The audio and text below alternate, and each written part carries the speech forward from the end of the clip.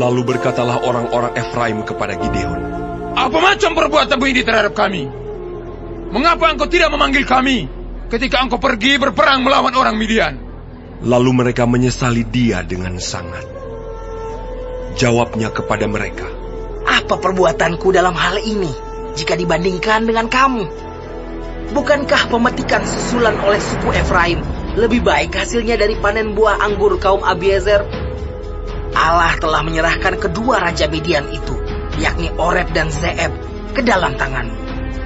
Apa yang telah dapat kucapai jika dibandingkan dengan kamu?" Setelah ia berkata demikian, maka redalah marah mereka terhadap dia.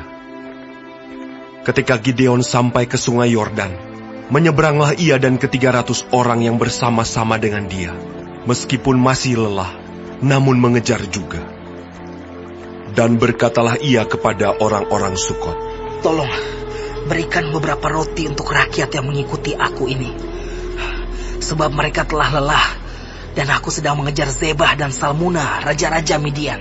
Tetapi jawab para pemuka di Sukot itu, "Sudahkah Zebah dan Salmuna itu ada dalam tanganmu, sehingga kami harus memberikan roti kepada tentaramu?" Lalu kata Gideon, "Kalau begitu, apabila Tuhan menyerahkan Zebah dan Salmuna ke dalam tanganku, aku akan menggaruk tubuhmu dengan duri padang gurun dan onat." Maka berjalanlah ia dari sana ke Penuel, dan berkata demikian juga kepada orang-orang Penuel. Tetapi orang-orang ini pun menjawabnya seperti orang-orang Sukot. Lalu berkatalah ia juga kepada orang-orang Penuel, "Apabila aku kembali dengan selamat, maka aku akan merobohkan menara ini." Sementara itu Zebah dan Salmuna ada di Karkor bersama-sama dengan tentara mereka. Kira-kira 15.000 orang banyaknya, yakni semua orang yang masih tinggal hidup dari seluruh tentara orang-orang dari sebelah timur. Banyaknya yang tewas, ada 120.000 orang yang bersenjatakan pedang. Gideon maju melalui jalan orang-orang yang diam di dalam kemah di sebelah timur Nobah dan Yokbeha, lalu memukul kalah tentara itu ketika tentara itu menyangka dirinya aman. Zebah dan Salmuna melarikan diri, tetapi Gideon mengejar mereka dan menawan kedua raja Midian itu, yakni Zebah dan Salmuna, sedang seluruh tentara itu dicerai-beraikan. Kemudian kembalilah Gideon bin Yoas dari peperangan dengan melalui pendakian Heres. Ditangkapnyalah seorang muda dari penduduk Sukot. Setelah ditanyai, orang itu menuliskan nama para pemuka dan para tua-tua di Sukot untuk Gideon, 77 orang banyaknya. Lalu pergilah Gideon kepada orang-orang Sukot sambil berkata, "Inilah Zebah dan Salmuna, yang karenanya kamu telah mencela aku dengan berkata, 'Sudahkah Zebah dan Salmuna itu ada dalam tanganmu, sehingga kami harus memberikan roti kepada orang-orangmu yang lelah itu?'" Lalu ia mengumpulkan para tua-tua kota itu.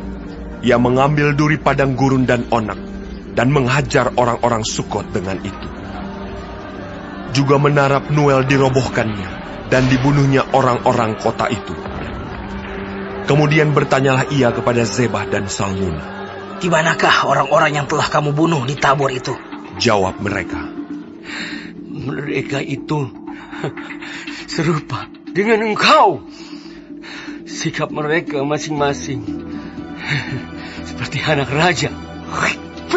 Lalu kata Gideon, "Saudara-saudarakulah itu, anak-anak ibuku. Demi Tuhan yang hidup, seandainya kamu membiarkan mereka hidup, aku tidak akan membunuh kamu." Katanya kepada Yeter, anak sulungnya, "Bangunlah, bunuhlah mereka." Tetapi orang muda itu tidak menghunus pedangnya, karena ia takut, sebab ia masih muda.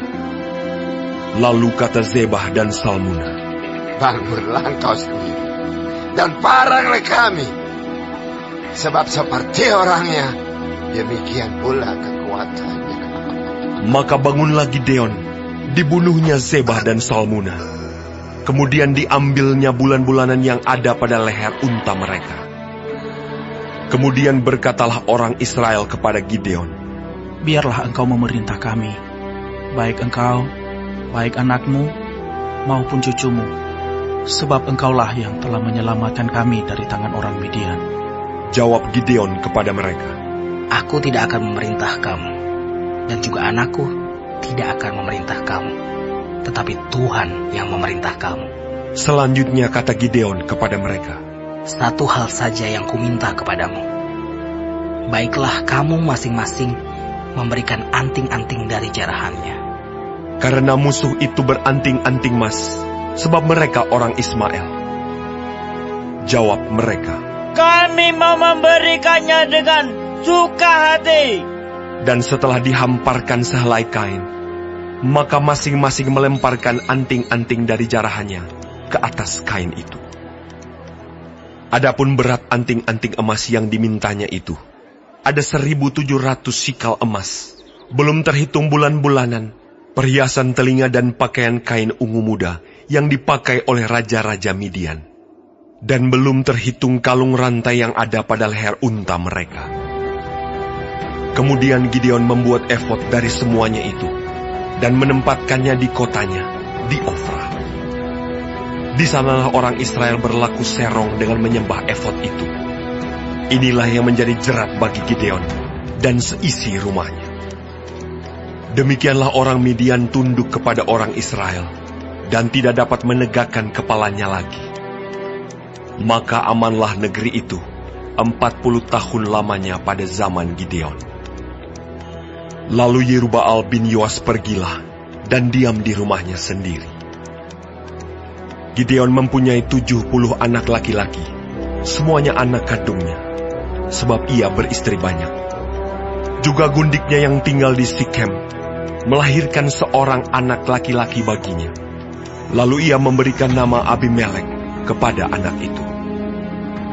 Gideon bin Yoas mati pada waktu rambutnya telah putih, lalu dikuburkan dalam kubur Yoas ayahnya di Ofra, kota orang Abiezer.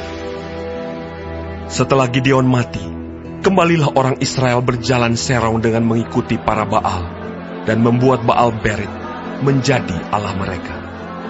Orang Israel tidak ingat kepada Tuhan Allah mereka, yang telah melepaskan mereka dari tangan semua musuhnya di sekelilingnya.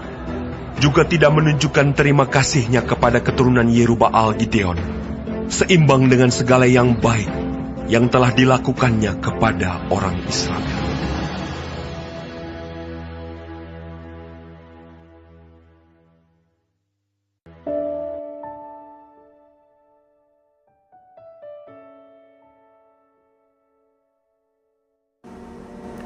Shalom saudara-saudaraku yang kekasih di dalam Tuhan Yesus Kristus. Puji syukur kepada Tuhan kita masih diberi kesempatan hidup hari ini dan dapat mempelajari firman Tuhan dari kitab Hakim-Hakim pasal 8. Tuhan Yesus memberkati.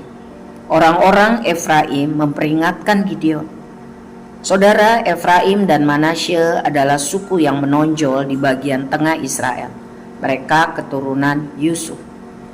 Tetapi orang Efraim merasa diremehkan karena Gideon yang berasal dari suku Manasye tidak melibatkan mereka dalam panggilan perang sebelumnya. Namun Gideon menyatakan bahwa belum selesai pertempuran dengan orang Midian tersebut. Dengan hikmat kebijaksanaan, sehingga tidak terjadi perpecahan antara Manasye dengan Efraim karena komunikasi yang baik. Paling tidak orang-orang Efraim tidak menjadi marah dan tidak menganggap disepelekan, sehingga tidak ada keretakan yang tajam dalam pasukan yang besar itu pada situasi yang gawat. Persatuan untuk kesatuan. Orang-orang Efraim akhirnya melakukan hal yang baik, membuat semua menjadi bangga. Ya. Mereka merasa mereka juga dilibatkan. Ketika Gideon menjelaskan kepada orang-orang Efraim dengan baik, emosi kemarahan mereka menjadi reda. Ini contoh yang klasik, saudara, tentang jawaban yang lemah lembut meredakan kemarahan. Amsal 15 ayat 1. Mari kita minta hikmat dari Tuhan untuk dapat berkomunikasi dengan baik, karena jawaban yang lemah lembut meredakan kemarahan. Selanjutnya mengenai pengejaran dan penangkapan Gideon atas Zebah dan Salmuna. Ini pemimpin-pemimpin dari para musuh mereka, ya. Di sebelah timur Sungai Yordan, Gideon tampil untuk menangkap Seba dan Salmuna, raja-raja Midian. Ya. Sekalipun para pengikutnya kelaparan dan keletihan, serta para pemimpin dari orang-orang Sukot dan Penuel menolak untuk mendukungnya, ya, Gideon berharap kedua raja itu diserahkan kepadanya, ya. Dan sungguh-sungguh dari cerita ini, Gideon menjadi orang yang berubah, tidak lagi rendah hati, tidak lagi hati-hati. Sekarang dia dengan ugal-ugalan atau semaunya memaksa, menuntut dukungan penuh, ya, untuk melakukan apa yang dia mau, dengan ancaman terhadap balasan atas mereka yang menolak memberikannya. Kesuksesan membuat Gideon berubah. Dia lupa dia sukses karena anugerah Tuhan. Sebelumnya dia orang pengecut, penakut karena merasa tidak mampu. Sesudah sukses dia lupa. Dia tidak lagi rendah hati, dia tidak lagi hati-hati. Tidak ada penjelasan bahwa Tuhan yang dilibatkan dalam apa yang Gideon lakukan selanjutnya. Dia merasa apa yang dia capai, dia peroleh itu karena kekuatannya, karena karakternya, karena kemampuannya, bukan karena Tuhan. Tindakannya terhadap orang Sukot dan Penuel menggambarkan jelas bahwa dia sebenarnya adalah orang yang brutal. Kekuasaan, kesuksesan bisa menunjukkan karakter seseorang yang sebenarnya. Akhirnya Yeter, anak Gideon, diperkenalkan secara tidak diharapkan pada ayat 20. Dipakai untuk menyoroti perubahan karakter ayahnya. Gideon yang sebelumnya penakut dicerminkan oleh Yeter yang ragu-ragu ketika diperintahkan untuk membunuh para tahanan tersebut. Saudara, di ayat 22 sampai 27 mengenai pemerintahan Gideon atas Israel. Orang Israel mengusulkan agar Gideon tidak sekedar menjadi hakim, tetapi diangkat menjadi raja, serta anak-anaknya seharusnya menggantikan dia kalau dia nanti wafat. Alasan mereka adalah bahwa Gideon telah menyelamatkan Israel. Gideon hebat, ya. Salah total. Bukan Gideon yang hebat, dan bukan Gideon yang menyelamatkan Israel, tetapi Tuhan. Tuhan yang hebat, Tuhan yang menyelamatkan Israel. Israel telah gagal total untuk memberikan penghormatan, penghargaan kepada Tuhan sebagai penolong penyelamat mereka yang sejati. Mula-mula Gideon menolak tawaran diangkat menjadi raja, dan permintaannya atas bahan-bahan untuk membuat efod. Efod itu, saudara, adalah pakaian imam dengan 2 batu Urim dan Tumim di penutup dada pakaian imam, digunakan untuk mendapatkan jawaban ya atau tidak dari Tuhan. Mula-mula Gideon menolak diangkat menjadi raja. Dia meminta baju efod untuk menanyakan kehendak Tuhan. Ya, boleh dia jadi raja atau tidak. Sesuai dengan pernyataan bahwa Tuhan sendirilah yang telah dan akan terus memerintah Israel.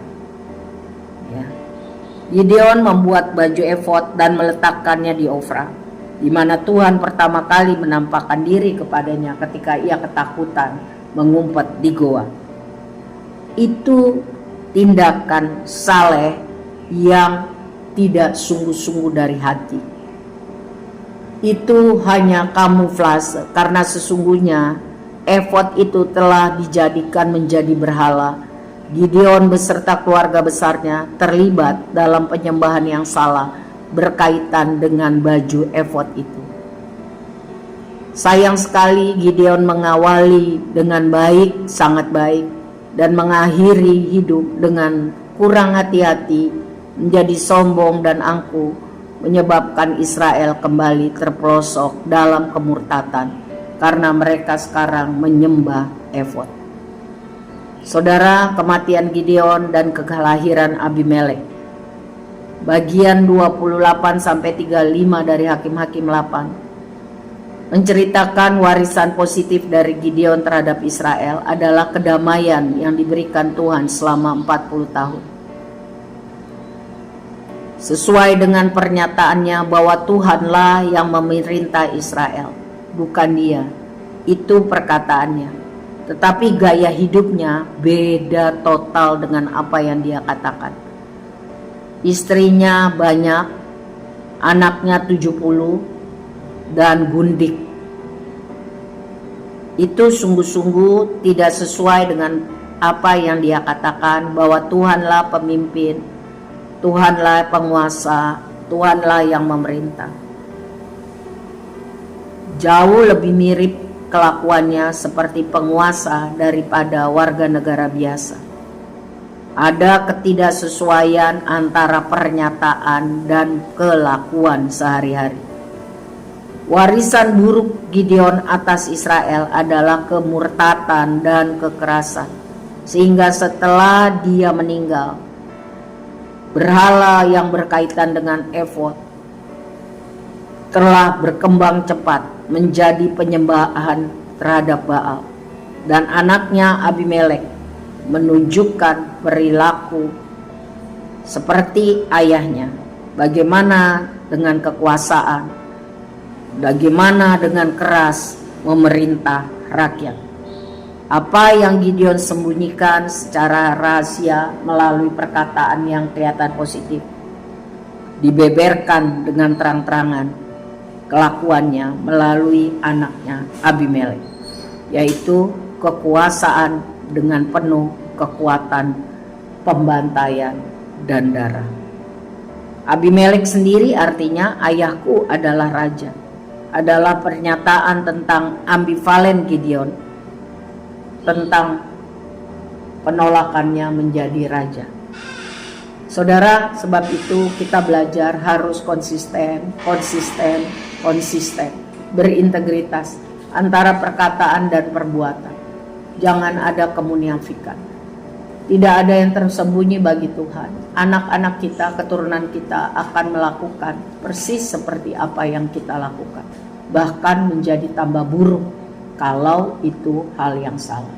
Tuhan tolong kita sanggup menjadi pelaku firman, berintegritas, perkataan dan perbuatan sama, hidup untuk mempermuliakan nama Tuhan, karena Tuhanlah yang menolong, menyelamatkan. Kita tidak ada apa-apanya tanpa Tuhan. Amin. Tuhan Yesus memberkati.